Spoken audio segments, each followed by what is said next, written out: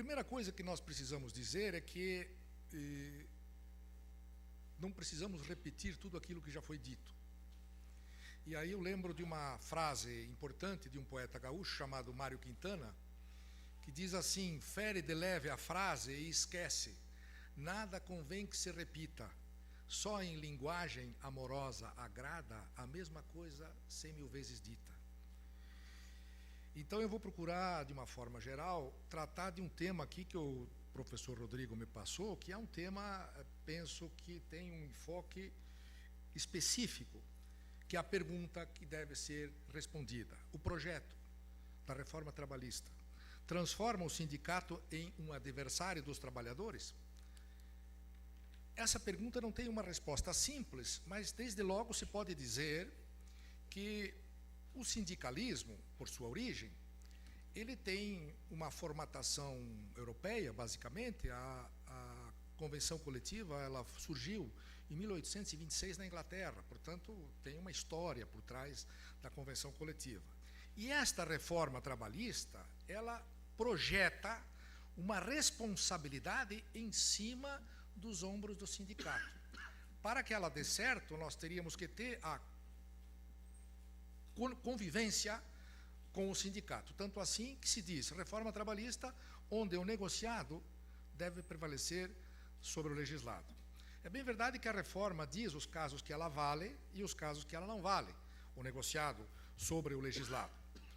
Mas é importante a gente recordar que nós, no Brasil, desde que essa questão sindical surgiu pela lei, especialmente a partir da década de 30 do século passado, ela tem um debate intenso sobre realmente o papel que o sindicato deve desenvolver, deve ter na atuação entre o capital e o trabalho.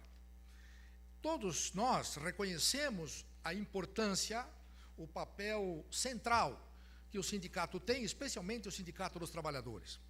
Mas, ao mesmo tempo, pensamos sempre que há necessidade de que se traga uma espécie de reforma, de modificação para este sistema sindical que nós temos.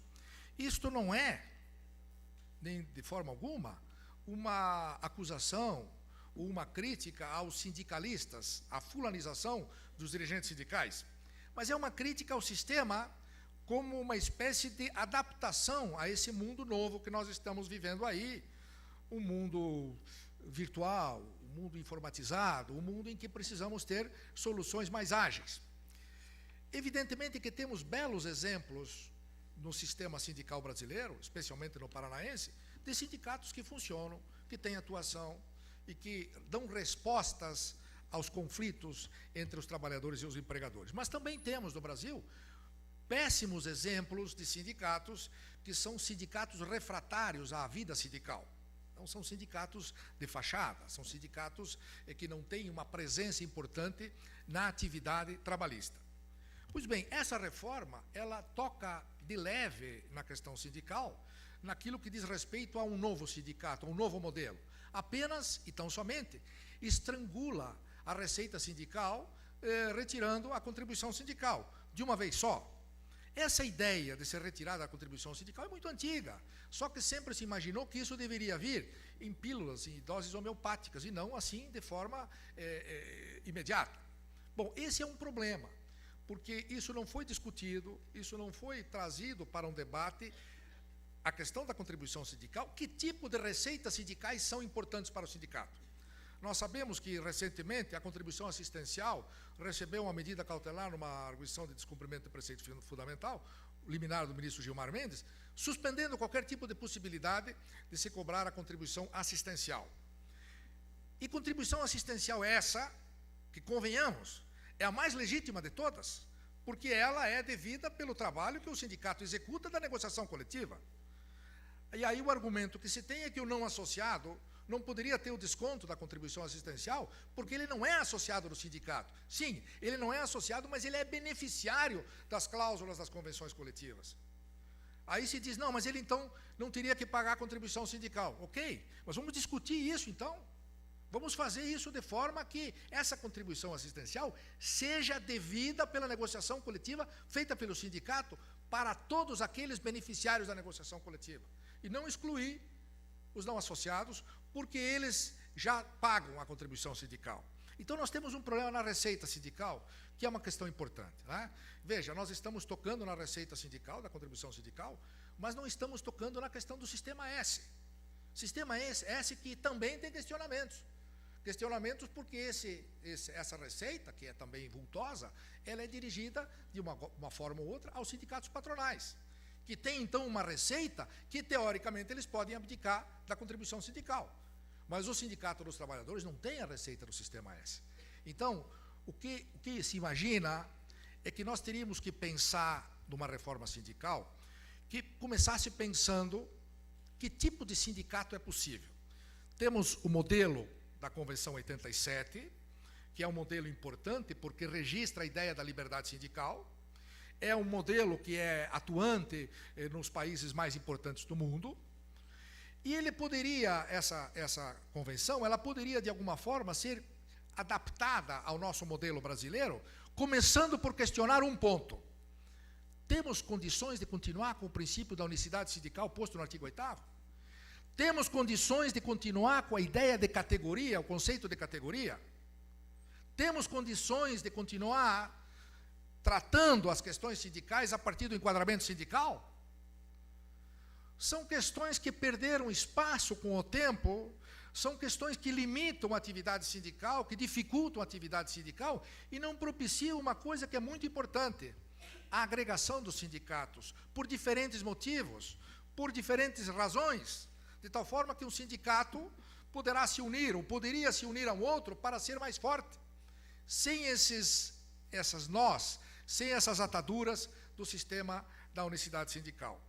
Penso que o primeiro equívoco cometido pela reforma trabalhista foi não ter pensado inicialmente em apresentar ou discutir aquela reforma que está parada lá no Congresso há muitos anos já. A partir dela, discutir e propiciar uma proposta que possibilitasse que os sindicatos andassem com pernas próprias, sem qualquer tipo de engajamento com o Ministério do Trabalho, sem cadastramento no Ministério do Trabalho, sem número para receber contribuição sindical. O sindicato, ele tem que ser uma pessoa jurídica de direito privado, ele tem que, pelo seu comportamento associativo, ser respeitado. E, para isso, nós temos que modificar o sistema, mas modificar o sistema conversando com as entidades sindicais existentes, que podem apresentar propostas de uniões sindicais, né, de um novo sistema que pudesse dar importância, por exemplo, às discussões de gênero, à discussão dos desempregados, questões que não são postas pelos sindicatos, porque cada sindicato tem o seu tópico para resolver, tem a sua database para resolver. E penso que, a partir do momento que essas entidades sindicais pudessem se agregar, pudessem construir o seu modelo próprio, o modelo brasileiro, nós talvez pudéssemos ter uma maior respeitabilidade, uma maior credibilidade do sindicato para fazer aquilo que a reforma deseja, que é fazer com que o negociado possa prevalecer sobre o legislado. Agora, imaginemos, nós, nesse sistema que temos aí, atribuir ao sindicato a possibilidade de fazer uma negociação sobre o grau de insalubridade. Se é 40, se é 20 ou se é 10, e se aquilo é insalubre ou não. Ora, o sindicato não tem um aparelhamento constituído para fazer isso. E é uma responsabilidade da questão de medicina e segurança do trabalho, para saber se o trabalho é insalubre e qual é o grau de insalubridade e se ele pode ser eliminado por EPIs. A impressão que eu tenho, e vou falar aqui em três tópicos que são assim muito interessantes na reforma: a questão da ultratividade, a questão da prestação de contas e a questão da contribuição sindical, que já falei. A ultratividade, que é um tema em debate no mundo inteiro, né, ele surge a partir da ideia de que a negociação coletiva ela deve ser mantida, aquela convenção coletiva ou acordo, ainda que expirado o prazo, para que não se retirem garantias e vantagens estabelecidas para aqueles trabalhadores no período que, digamos, a negociação coletiva vai continuar existindo até que uma nova convenção coletiva seja feita. No Brasil, nós tivemos a lei, na época do Collor, que garantia isso. Essa lei foi revogada por uma medida provisória. E coisa curiosa, ainda no Supremo Tribunal Federal de 2017 se discute se uma medida provisória pode revogar uma lei. E esse julgamento ainda está inconcluso no Supremo Tribunal Federal.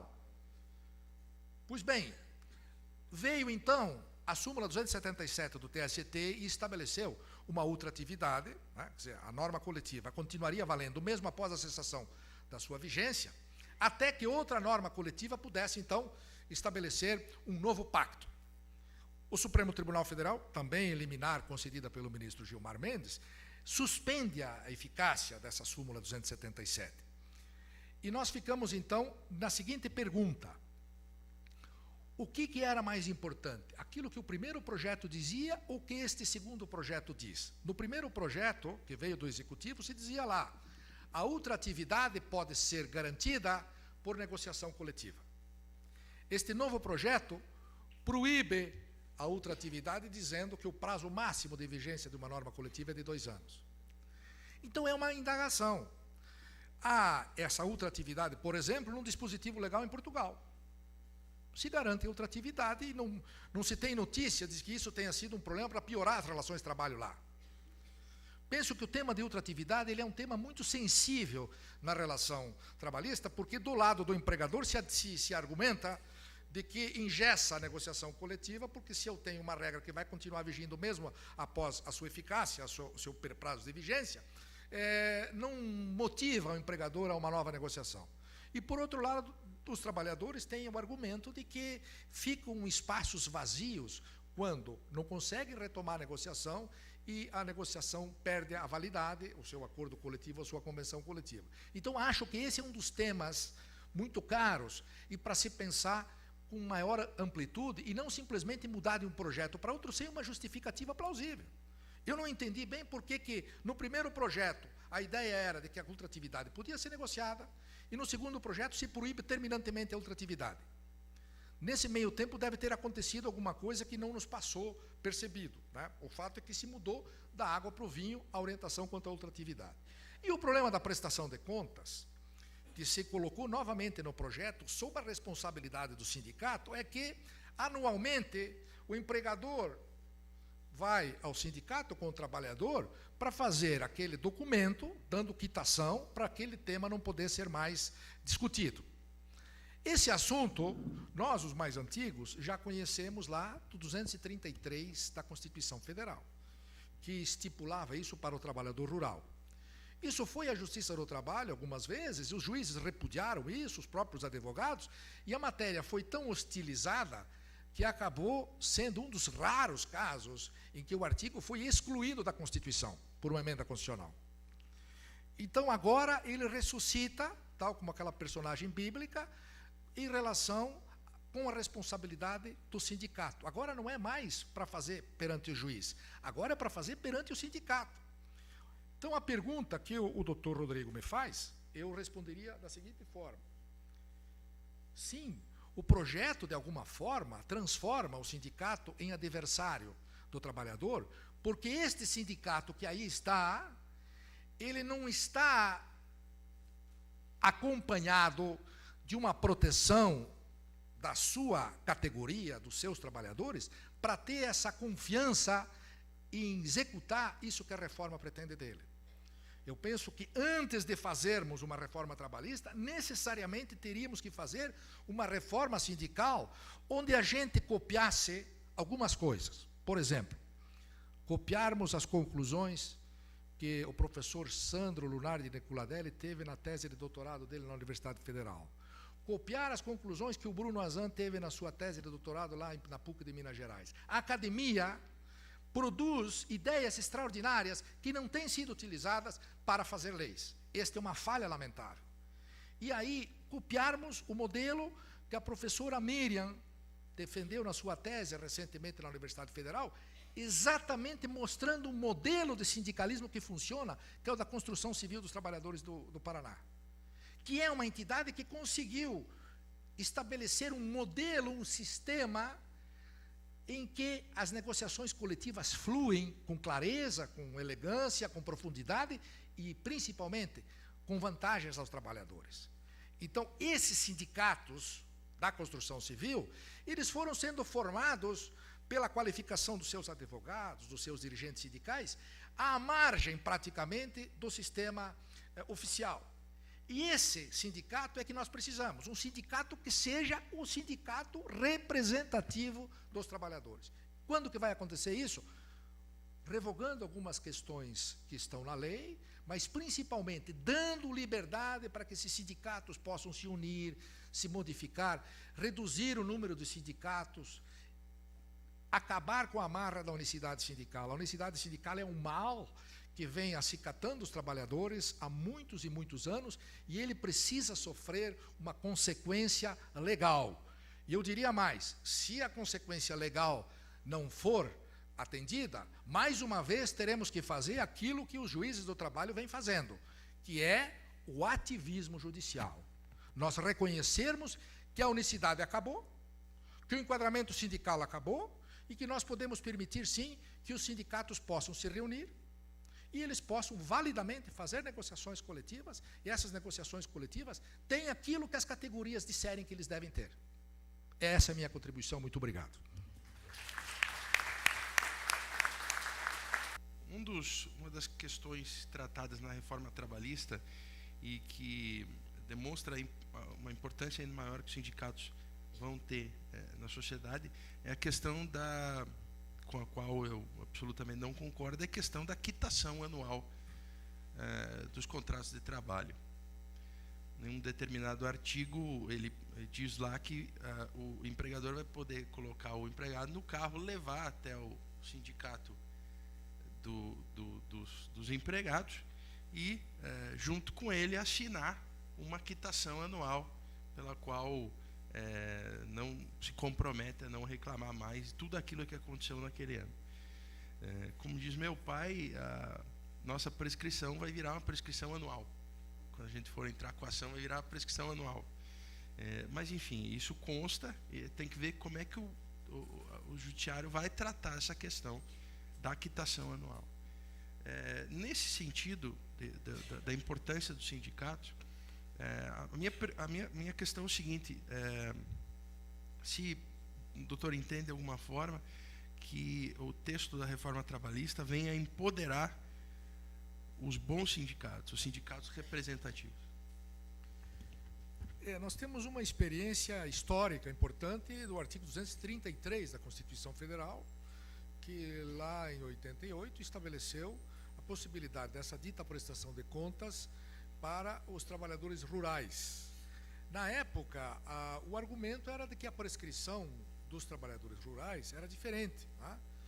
Para os mais jovens, enfim, que não lembro disso, tratava-se de uma prescrição de 2 anos, fim do contrato, para reclamar todo o tempo trabalhado. Então, se discutia 20 anos de vínculo trabalhista. Depois, por uma emenda constitucional, cujo autor foi o senador Osmar Dias, aqui do Paraná, se igualou a prescrição dos trabalhadores rurais com urbanos, de tal forma que não se justificava mais essa prestação. De qualquer forma, essa prestação de contas para o trabalhador rural, ela virou letra morta porque o judiciário e os próprios advogados, e isso tinha que passar pelo judiciário, tiveram uma má vontade incrível em relação a isso, e virou letra morta. Tanto virou letra morta que depois uma emenda constitucional extirpou esse artigo da Constituição.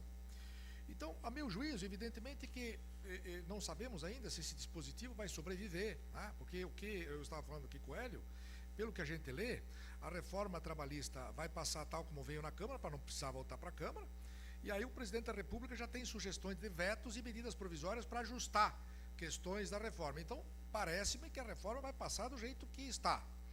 Agora, do ponto de vista real, da vida real das pessoas, esse dispositivo, eu acho que ele não rende homenagem ao sindicalismo, né? Ele coloca o sindicato contra a parede. Esse não é efetivamente a função do sindicato. Vejam que a reforma trabalhista, inclusive, retira do sindicato a questão da possibilidade de fazer a homologação e assistência sindical nas rescisões contratuais, coisa que há muitos anos o sindicato vem fazendo. Então, não dá para compreender, se tira com uma mão e se coloca outra responsabilidade para o sindicato. Então, a meu juízo, essa particularidade não sobreviverá à experiência prática, né? E penso que os bons sindicatos, e aí é uma opinião, meramente uma opinião, penso que os bons sindicatos se recusarão a fazer isto, porque é uma análise que o sindicato terá, uma responsabilidade adicional que o sindicato terá que fazer, e que penso que não virá em benefício do sindicato e muito menos em benefício do trabalhador. E se o presidente me permite, eu queria fazer uma adição aqui de uma coisa que eu esqueci de falar que me parece importante. Tá permissão concedida. Nessa questão da negociação coletiva, nós temos desde 67 um decreto-lei que estabeleceu que a negociação coletiva ela tem efeito ultrapartes, ou seja, ela vale para toda a categoria. E além do mais, aquilo que eu falei antes, ela vale para associados e não associados. Penso que se for retirada, como parece que vai ser, a contribuição sindical, e deixando então o sindicalismo à míngua, penso que vai surgir daí a seguinte ideia: a negociação coletiva ela só vai poder valer, ou pelo menos vai se encaminhar nessa direção, que se o trabalhador não é associado ao sindicato, e isso não é uma regra nossa aqui, é uma regra mundial, porque a negociação coletiva é um contrato, ela não poderá ser estendida aos não associados, o que de alguma forma obrigará os não associados a buscar a proteção do sindicato. Então há aí, me parece, e isso tem que ser estudado com maior cautela, uma disposição de que se a negociação coletiva é um contrato, ela deve valer para os trabalhadores associados. Quem não é associado deixa de ter esse direito, que foi incluído quando se criou o acordo coletivo lá em 1967. Penso que essa é uma adição importante e que passou despercebido nessa discussão. Eu acho que temos que retornar lá à origem da negociação coletiva, à natureza jurídica da convenção coletiva. Obrigado, presidente.